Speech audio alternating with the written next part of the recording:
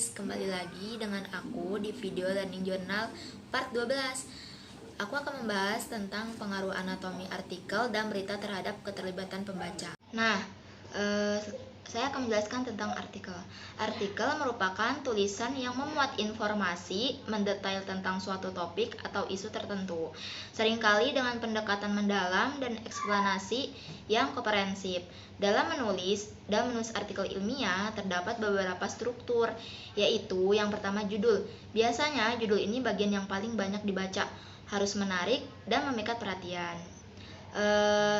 Yang kedua itu nama penulis, tentang siapa yang memiliki hak cipta. Yang ketiga itu abstrak, ringkas dan padat tentang ide-ide yang paling penting memuat masalah dan tujuan penelitian, prosedur penelitian, dan ringkasan hasil penelitian. Dalam abstrak, satu paragraf umumnya maksimum 200 kata. Penulisannya tidak ada singkatan, kutipan, tabel, gambar, merek dagang dalam bahasa Indonesia dan Inggris. Yang keempat itu kata kunci, yaitu kata atau istilah yang dibahas untuk mempermudah penelusuran artikel, mempunyai makna yang khas dan jelas.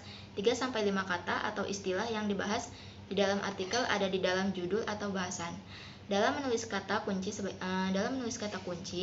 sebaiknya mengacu pada thesaurus atau kumpulan istilah dalam satu bidang tertentu.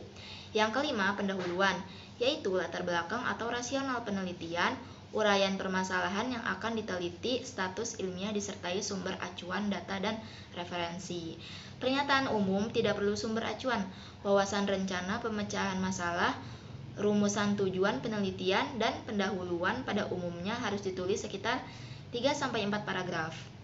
Selanjutnya landasan teoritis atau empiris yang berisi teori maupun konsep utama yang digunakan dalam penelitian, studi terdahulu yang relevan dengan penelitian, dan adopsi dan modifikasi model penelitian.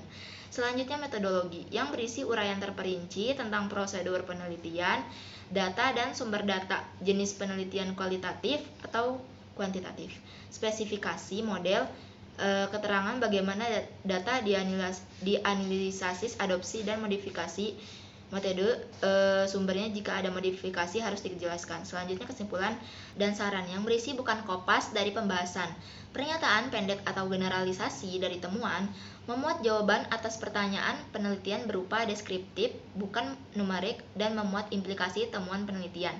Saran yang bersifat praktis, pengembangan teori dan arah penelitian lanjutan. Terakhir itu daftar pustaka, harus lengkap sesuai rujukan dalam teks dan tata cara penulisan mengacu pada aturan jurnal yang bersangkutan. Selanjutnya, faktor pengaruh pembaca artikel dan berita. Faktor yang mempengaruhinya adalah dari berbagai aspek yang mempengaruhi bagaimana pembaca menangkap, memahami, dan menginterpretasikan informasi yang disajikan. Ada beberapa faktor yang mempengaruhi keterlibatan pembaca. Yang pertama, minat pembaca. Minat pembaca terhadap topik atau genre berita dapat mempengaruhi keterlibatan mereka dalam membaca dan memahami berita. Penelitian yang dilakukan oleh Natasha Estrella dan Farid Rusdi menemukan bahwa minat pembaca media online Tempo berpengaruh signifikan terhadap kepuasan pemenuhan kebutuhan informasi di generasi Z. Yang kedua, berkualitas berita seperti kejujuran, keberimbang, dan kecermatan juga mempengaruhi keterlibatan pembaca. Berita yang disajikan dengan cara yang jujur, jernih, dan seimbang lebih mungkin menarik perhatian pembaca dan mempengaruhi keputusan mereka. Selanjutnya, faktor teknis dan ekonomis. Faktor teknis seperti keterbatasan ruang dan waktu, serta faktor ekonomis seperti kepentingan penjualan dapat mempengaruhi bagaimana berita disajikan dan dilihat oleh pembaca.